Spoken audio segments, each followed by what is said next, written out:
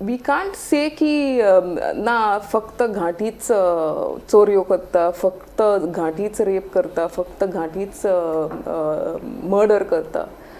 If we see the latest trend, it is also the locals who are very much involved. And if you see what are the crimes, why it is, even the rape, murder, all of these different kinds of crimes, majorly it is because it is for the purposes of property or acquisition of some money or dispute, but it's surrounding money.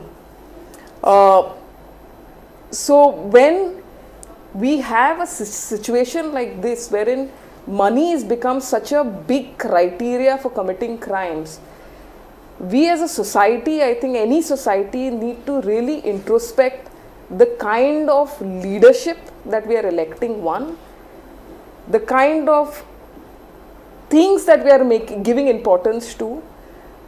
So it is something that we need to introspect, and we cannot simply sit or say Ghatis white करता, Ghatis ये करता, issues करता हांगा.